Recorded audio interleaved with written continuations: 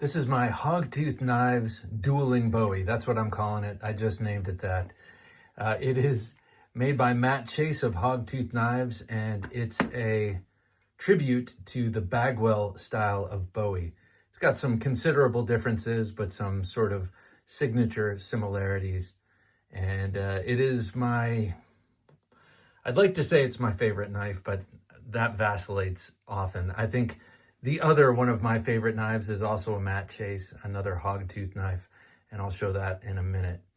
But this one I commissioned in the spring of 2025, or in the winter, early winter of 2025, and I got it at the end of the summer.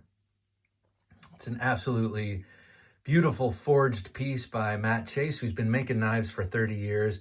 If you watch this channel with any regularity, you know I'm a big fan of Matt Chase and his knives. And Hogtooth, I've done a couple of collaborations with him. So he does some work, his sort of EDC work, that is water jetted and stock removed. But his real bread and butter and his real craft, even more than that, are these beautiful forged pieces. So I thought, who better to make me a Bagwell-esque style Bowie than Matt? And he did a beautiful, beautiful job.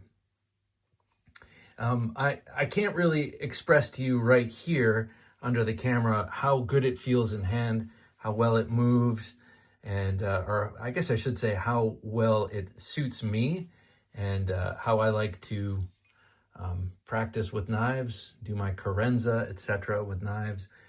But it feels great in hand. That's something that you can't see from just looking at the video. But, well, just take it on my word. So this is W2 blade steel. It's a 10-inch blade, a sharpened swedge for back cutting and all that kind of stuff that happens when I get in these Bowie knife duels. I asked for a mono steel. He specializes in what do you call it, Damascus, but I wanted a mono steel because I thought I'd be less precious with it. And I've been pretty precious with it, but more and more I'm starting to carry it, not too much out in the public. When I walk my dog at night, I'll carry this. I live in an area where carrying large Bowie knives is frowned upon. Maybe you live in a similar place. It's frustrating. But W2 blade steel with that gorgeous hamon. You can see it's hardened up here on the swedge, and then on the edge, you can see the same thing over here. I guess I cut something and didn't clean it. I'm gonna have to take care of that. See, babying it already. You've got the devil horns guard here when he sharpened them, which is a nice little touch. They're pretty pointy there, and that's wrought iron. Just beautifully done wrought iron. Already picking up a few snail trails just from putting it in the belt.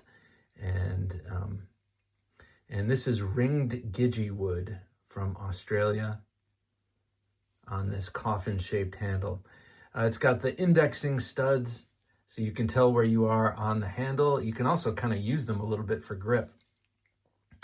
But sometimes I'll find myself coming up forward of these two front studs, and especially for doing back cuts in this sort of motion, you know, where you're starting as like a downward angle, one downward diagonal slice, and then you turn it over and gouge and tear with that tip, which in this case is sharp. You can do that with an unsharpened swedge to great effect, but hey, why not have it sharpened?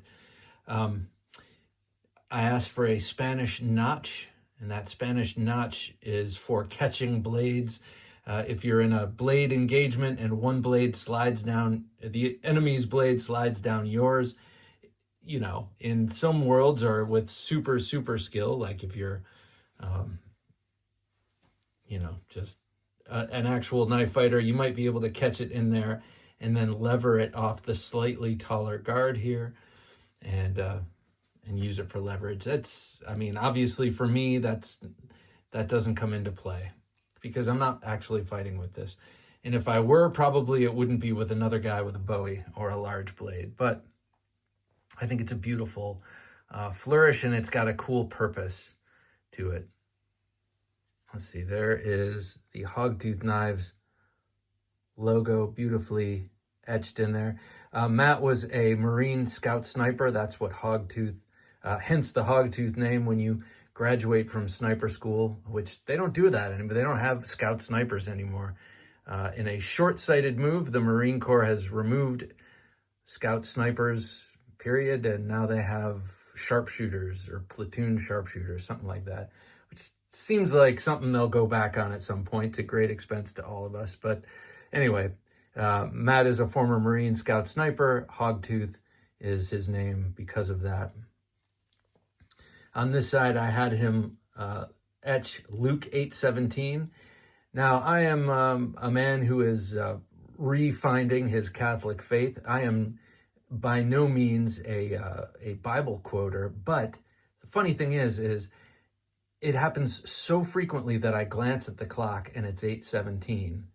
And 8:17 is also my birthday, August 17th. And I thought, wow, that's really coincidental.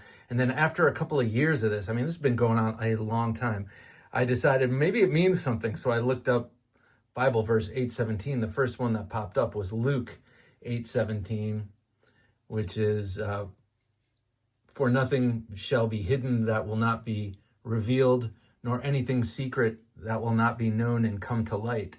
And it was in a time of my life that I looked that up where I was fooling myself about a lot of things and lying to myself and others about little stuff, nothing huge, but it was wearing on my conscience. And to read that in that moment stuck with me, and it changed me, I gotta say.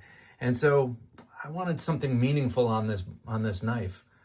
So I had him etch that in there. So you won't hear me quoting Bible verses. It'd be cool if I could, but you know, I've only listened to the podcast. I haven't read the book itself, so you won't hear much of that from me. But I find that to be very meaningful in my own life.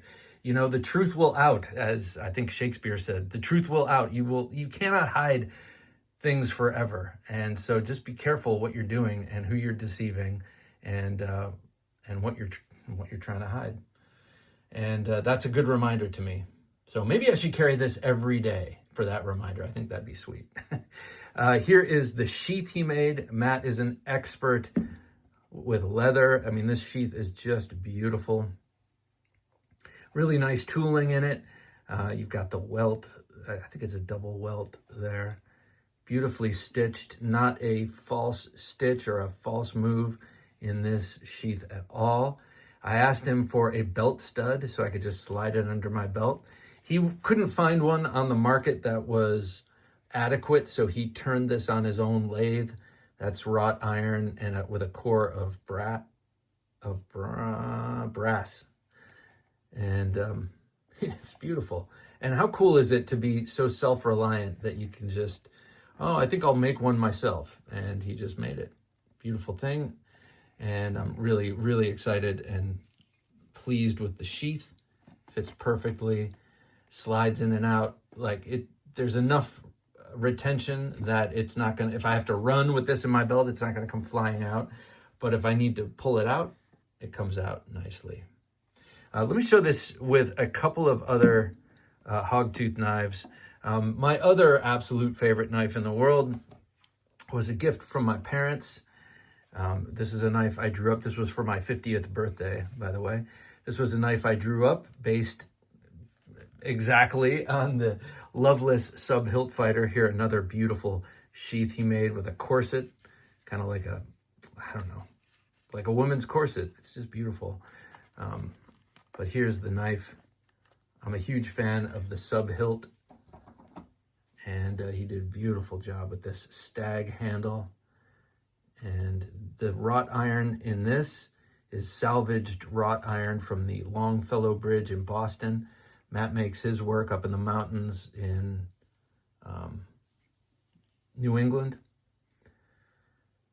And so this has a meaning. And then this is a beautiful paper micarta, or like a rich light, I believe.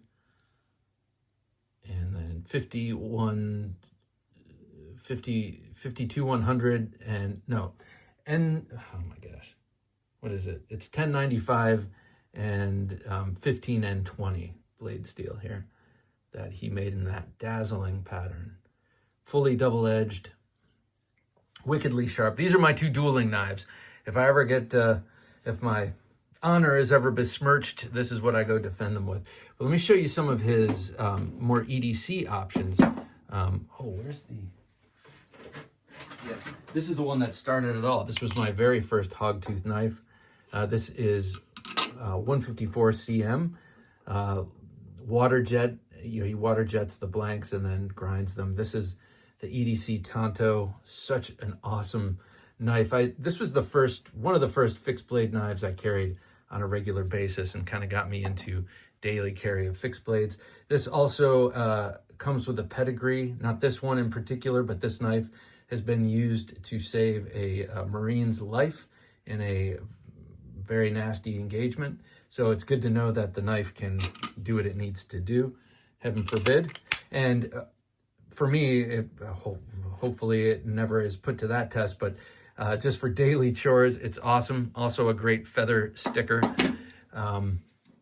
Here's his Ruffian model, huge favorite, and a fan favorite on the Knife Junkie Thursday Night Knives and this channel in general. People tend to love this knife. This was for my 51st birthday. I bought this for myself from him. And then, oh, here's a pocket version. So a nice little version of the Ruffian, the pocket Ruffian. Very cool.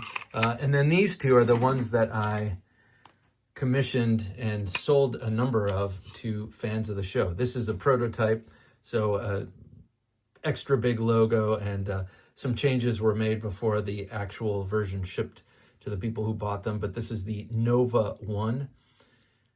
The Nova 1, named after Northern Virginia, where I live and cannot carry a Bowie on my... Well, it's a very restrictive area, let me put it that way. Beautiful, beautiful knife. Could be worse, though. Could be New York or California. And then the Nova 2, right here. Also beautifully made. This is also a prototype. But all based on his EDC Tonto handle. And I just kind of redesigned the blades for exclusive distribution. So really, really nice. I love Matt Chase's work. He's also an awesome person, just a great person, and making knives like this. I realized I had this for a number of months and hadn't really shown it off up close. I've had it on the show a bunch of times, but really wanted to show it up close. This is my beautiful Hogtooth knives. We're calling it my dueling Bowie. Thanks for watching.